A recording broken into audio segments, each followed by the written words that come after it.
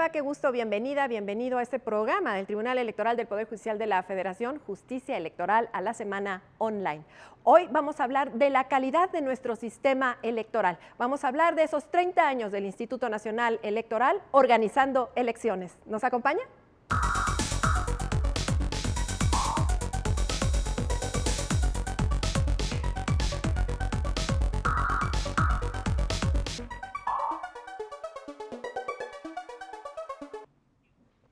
Y para hablar de este tema en particular, 30 años del Instituto Nacional Electoral trabajando, de un sistema electoral fortalecido tras la jornada electoral, pues ¿quién más que el consejero presidente del Instituto Nacional Electoral, Lorenzo Córdoba, a quien le damos la más cordial bienvenida? Lorenzo, ¿cómo estás? Bienvenido. Gracias, Lucy, un verdadero placer estar con ustedes. Mil gracias por invitarme y bueno, para poder charlar de muchas celebraciones que se conjuntan, la del INE por un lado, la de la jornada electoral, la del Tribunal Electoral, sin lugar a dudas. Mil gracias, Lucy. Pues qué bueno que sigamos de fiesta, que sea una fiesta cívica y que las instituciones electorales estén cumpliendo precisamente su cometido y que estén cumpliendo años de estar dotando de certeza y legalidad a nuestra democracia y a nuestros procesos electorales.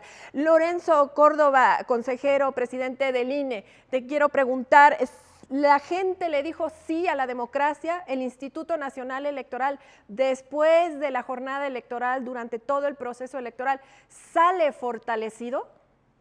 Sin lugar a dudas, Lucy, yo creo que el domingo 6 de junio, la ciudadanía, que fue la protagonista fundamental de esa jornada electoral, pues, refrendó su compromiso democrático y a los escépticos les dio una lección, digámoslo así, de esa apuesta histórica que se ha venido conduciendo a lo largo de 3 décadas al menos, ¿no?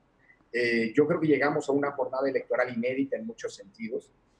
Las complejidades, más allá de la dimensión de la elección, esta fue la elección, como saben, más grande de la historia, por el número de potenciales electores, casi 93 millones y medio de posibles votantes, por un lado, y por otro lado, pues con un número de cargos en disputa inédito también, 20.500 cargos a nivel federal, local y municipal. Y en un contexto sumamente complejo, al menos por 3 razones. Primero, la pandemia, que evidentemente nos colocaba en una situación absolutamente inédita, si bien fuimos a elecciones en Coahuila y Hidalgo el año pasado, pero nunca elecciones de esta dimensión. Segundo, pues el contexto de violencia que lamentablemente pues forma parte del paisaje ordinario en nuestro país mientras no se resuelva ese que es uno de los graves problemas estructurales que enfrentamos como sociedad.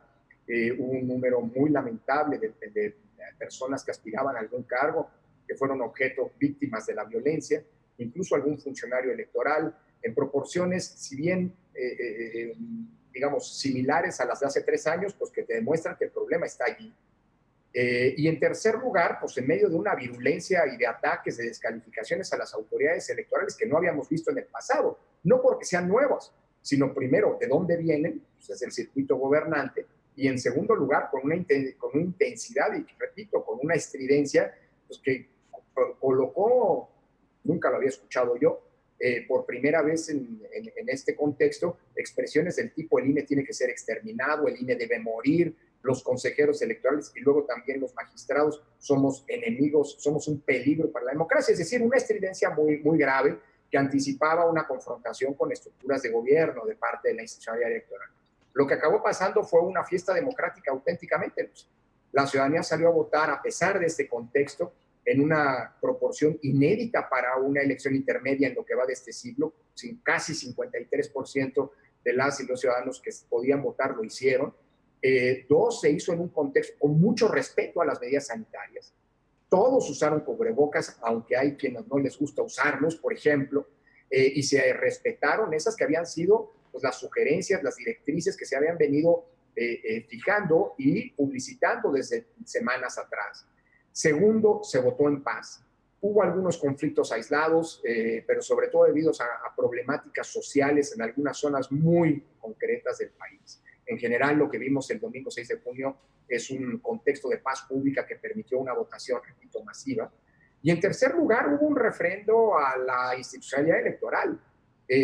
Antes de las elecciones, a pesar de esos ataques, a pesar de esas calificaciones que incluyeron amenazas a los integrantes de los órganos electorales, creo que con el claro y franco propósito de amedrentar y de intentar beneficiarse por parte de algunos actores políticos de las decisiones que teníamos que tomar, pues la ciudadanía, ahí hay varios ejercicios, está la encuesta de cultura cívica que hizo el INEGI, pues refrendó al INE, y también hay que decirlo al tribunal, con altos índices de credibilidad. El INE empezó esta historia con un 60% de credibilidad entre la ciudadanía, y de acuerdo con la última encuesta realizada hace algunos días por un medio de comunicación, el INE tiene una credibilidad hoy del 71%, con lo que se coloca como la autoridad civil con mayor credibilidad y aprecio ciudadano.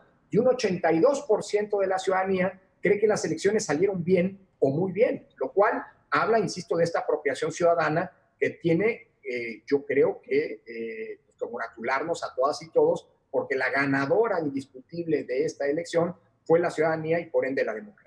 Bueno, pues se reivindica con todo esto que tú nos dices, consejero presidente, pues se reivindica la vía electoral para participar en la política en México, a pesar de las amenazas, a pesar de las pancartas, de los plantones, de los ataúdes que estaban afuera del Instituto Nacional Electoral el día de la jornada electoral. Eso me impresionó muchísimo, porque afuera era un ambiente y adentro otro. Todo el mundo trabajando, todo el mundo animado. Consejero presidente, ¿qué opina de eso? Bueno, ataúdes con nombre y apellido, Sí, que es lo peor además del asunto, ¿no? Pero bueno, pues eso es parte, no creo que haya que minimizarlo, ¿eh? Alguien podría decir que es parte del folclore porque se hacen elecciones en México. Yo creo que hay en el contexto mundial, lo estamos viendo hoy, por ejemplo, en el Perú, con la descalificación de la actuación de las autoridades electorales, lo vimos el año pasado en Estados Unidos, una franca y profunda irresponsabilidad de muchos actores políticos que constituyen hoy por hoy una de las principales amenazas a la recreación democrática del poder político en México y en el mundo. No es un fenómeno de nosotros, es un fenómeno global. La polarización, que bueno, forma parte, digámoslo así, cada vez más preocupante de la agenda democrática, porque una cosa es que haya polarización y confrontación durante una campaña electoral. Pues eso es normal, las campañas electorales son los cauces institucionales para que la disputa por el poder político se exprese, para que las diferencias se manifiesten, digamos, ¿no? Incluso las contraposiciones entre los distintos contendientes. Pero cuando las contraposiciones ya no son con contendientes, sino con las autoridades electorales, como si nosotros estuviéramos en la boleta, lo cual es absolutamente falso, pues es preocupante. Y cuando esa polarización se adereza con índices de intolerancia, expresiones como las que te comentaba, y esto forma parte de lo recurrente y no del anecdotario nada más, pues creo que hay que asumir que la democracia en el mundo y en México es una forma de gobierno frágil que hay que cuidar. Y estos ataques a la democracia, porque no se pueden entender como otra manera, tienen que ser condenados. Es increíble que después de una jornada electoral, apenas unos días después de la jornada electoral, una jornada electoral exitosísima por lo que hace a su organización, a la participación ciudadana, a los sistemas, Lucy, todos los sistemas funcionaron de una manera impecable.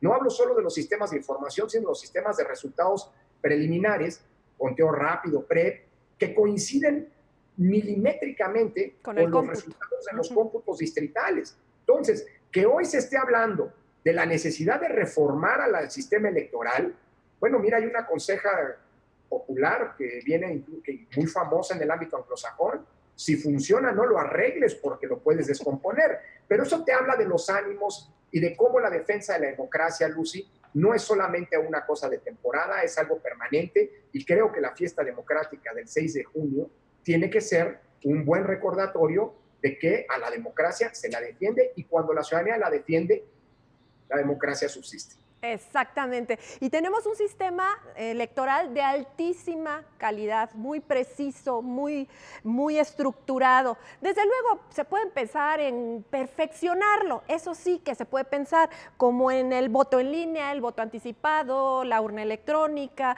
perfeccionarlo sí. Lorenzo Córdoba, ¿hasta dónde? Bueno, hasta donde los consensos políticos den.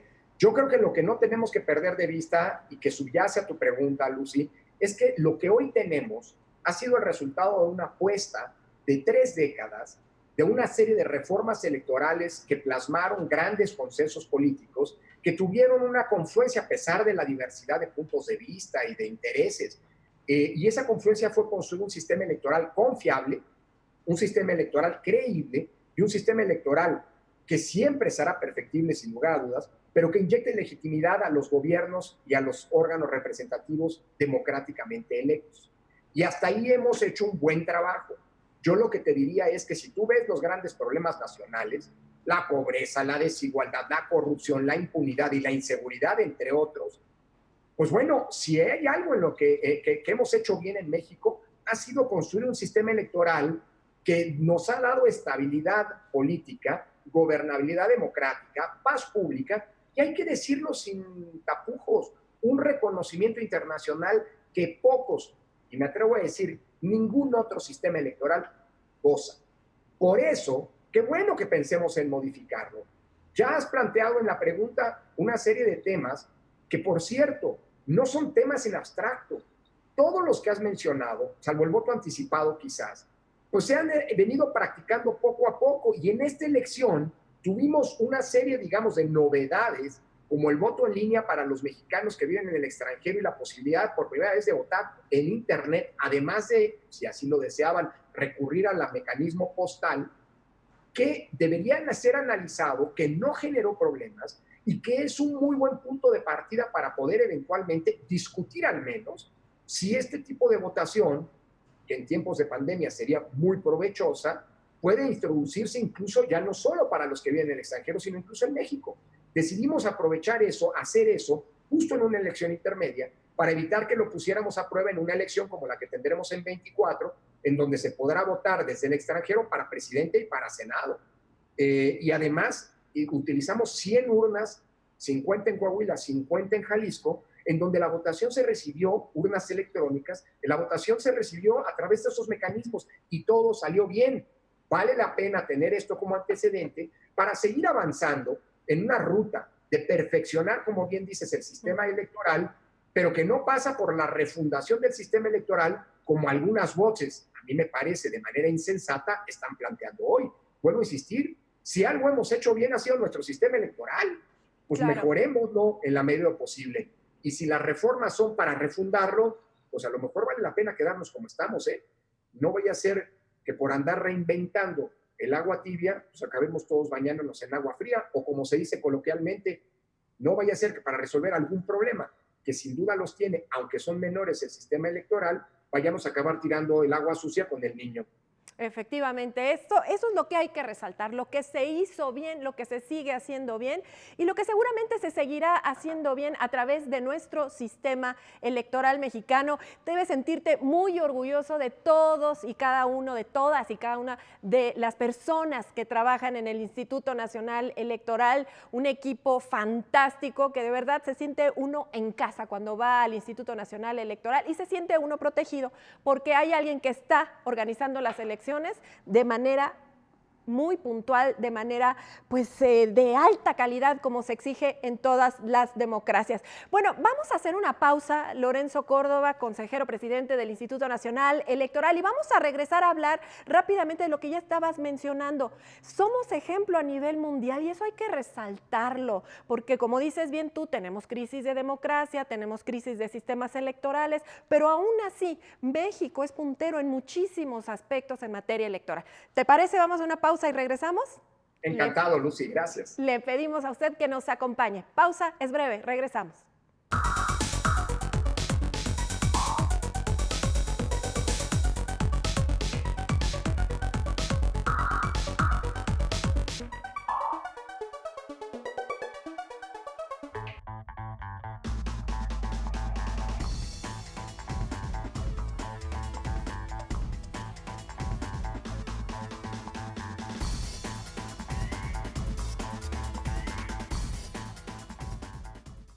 Estamos de regreso y estamos comentando lo sucedido en la jornada electoral y a lo largo del proceso electoral con el consejero presidente del Instituto Nacional Electoral, Lorenzo Córdoba, y nos quedamos en algo bien interesante, consejero presidente.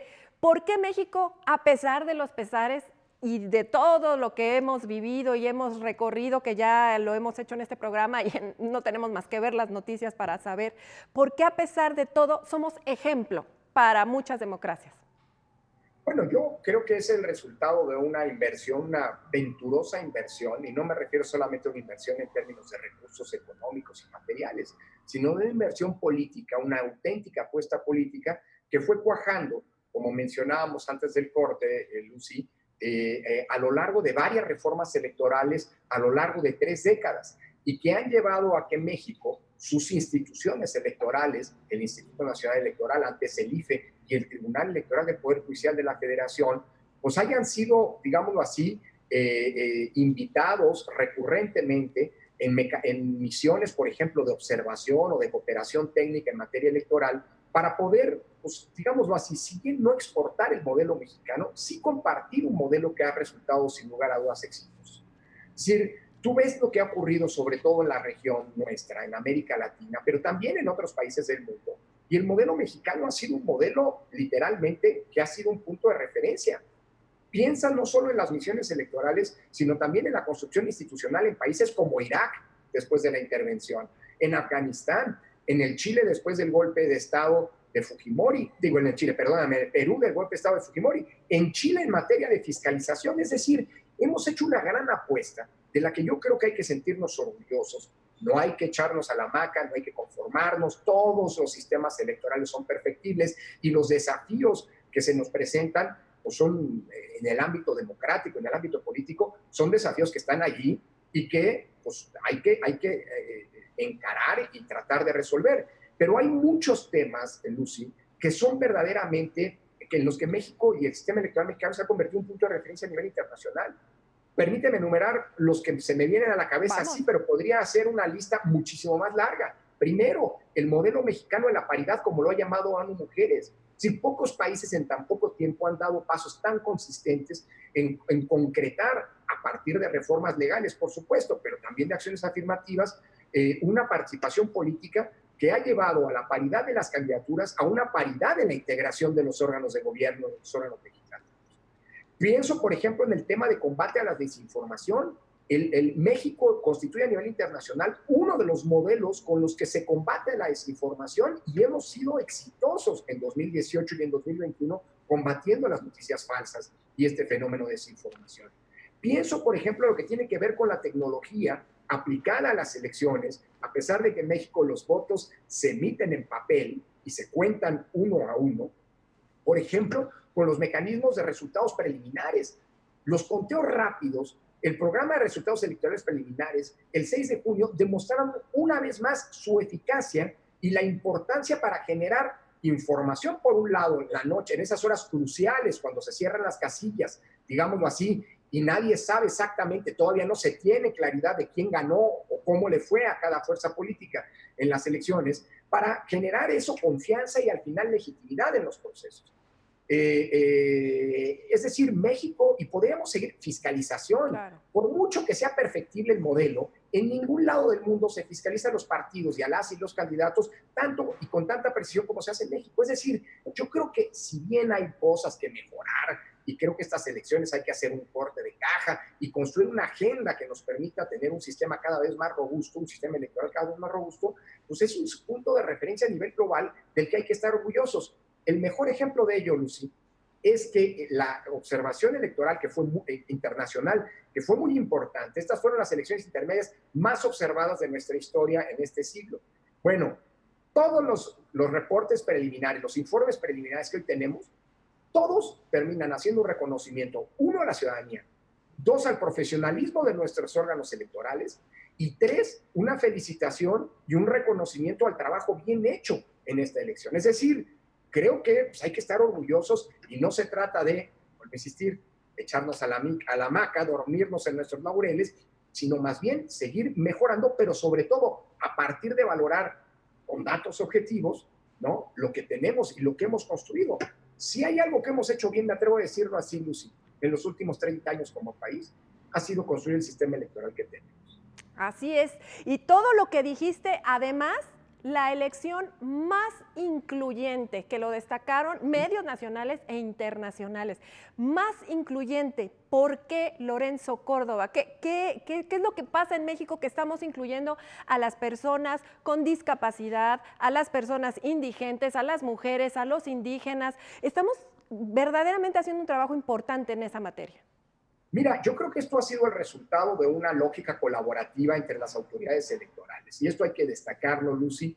Creo que hay muchas medidas que hoy ya forman parte de la normalidad de cómo se hacen elecciones, que resultaron de medidas afirmativas, de decisiones de inclusión tomadas por sentencias del tribunal. Tú mencionabas a las personas que viven en situación de calle. Bueno, el propio Tribunal Electoral ha sentado una serie de criterios pidiéndole al INE que incluso a personas que no tienen un domicilio fijo, sino un domicilio conocido, un bajo puente, en fin, todos ellos se les credencialice y se les dote no solo de identidad, sino también de la posibilidad de ejercer derecho al voto.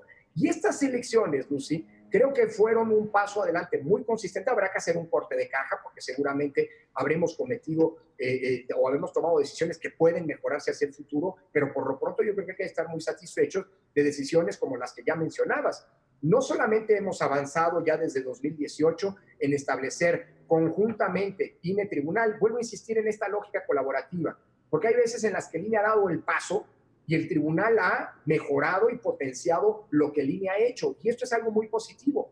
Pienso en 2018 en las medidas afirmativas que lograron concretar la paridad en las candidaturas que está en la Constitución en una paridad efectiva en la representación, en términos de la participación política de las mujeres. Pienso, por ejemplo, en la participación o en las medidas afirmativas para que los partidos estén obligados a postular a un número importante en el 2018, pero que creció ahora en 2021, de personas que pertenecen a pueblos y comunidades indígenas.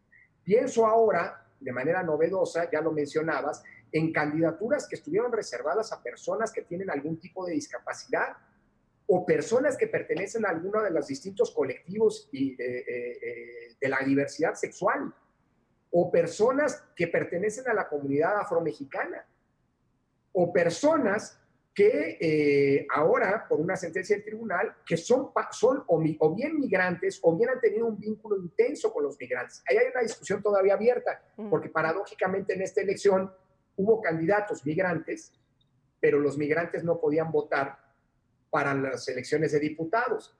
En fin, esto es perfectible, pero yo creo que lo que logramos hacer hasta ahora tiene que ser valorado, ponderado, vendrán tiempos de una reflexión pausada, bien meditada, para no retroceder en esta lógica de inclusión, sino seguir avanzando, por un lado, pero pues, para que estas, incluso que son medidas afirmativas, eventualmente puedan llevarse al plano legal, para que no dependan de la buena voluntad o no de quienes integramos los órganos electorales, entiéndase INE o bien Tribunal Electoral. Efectivamente, así es, consejero presidente. Rápidamente, porque se nos fueron los minutos volando, nos quedan escasos 3. El negrito en el arroz, los influencers, la confianza creció en el INE, pero ahí hubo ese tema y ahora siguen trabajando para la consulta y siguen trabajando, no descansan, 24/7, el INE. Bueno, no hemos parado y el tribunal tampoco, pero bueno, a ver, sobre el primer tema, Lucy, ojalá y se resuelvan pronto las investigaciones. Hay investigaciones que está conduciendo el INE en 2 planos. En el plano de la eventual violación a las normas de propaganda electoral, que como sabes, esto ocurrió durante el periodo de veda, el periodo de reflexión, cuando la propaganda está prohibida. En este plano el INE está investigando y tendrá que resolver la sala especializada del Tribunal Electoral del Poder Judicial de la Federación. Habrá que ver si se concreta alguna responsabilidad, caso en el cual estaríamos eventualmente ante una reincidencia, habrá que ver. Segundo plano, el plano de la fiscalización, porque, como lo han comentado algunas de estas personas, ¿no?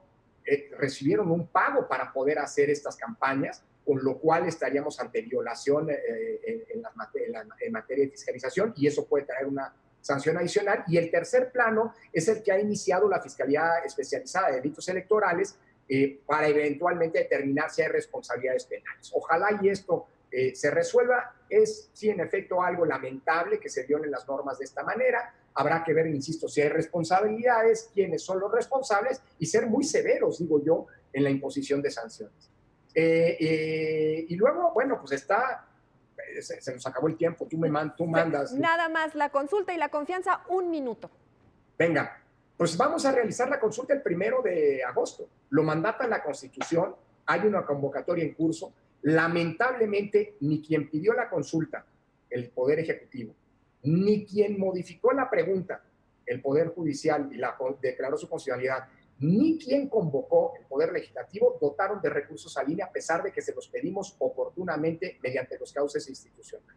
Vamos sin un solo peso a hacer la consulta, pero el INE le va a cumplir a la ciudadanía, gracias a medidas de austeridad, a cancelación de proyectos. Es decir, la ciudadanía cuenta con el INE, y a pesar de que otros actores no han cumplido con su responsabilidad, el INE lo va a hacer, y el 1 de agosto vamos a tener una consulta, la primera consulta popular en serio, tal como lo pide la Constitución. Qué importante lo que dices, hay que confiar en el INE, porque a pesar de todo, ahí está, y la ciudadanía confía en el INE y en lo que viene para este 2021, todavía en materia electoral. Bueno, pues nos vamos a despedir. Muchísimas gracias al consejero presidente del Instituto Nacional Electoral, Lorenzo Córdoba, por esta conversación riquísima. Muchísimas gracias, mucho éxito, y nos vemos, ya lo sabe usted, la próxima.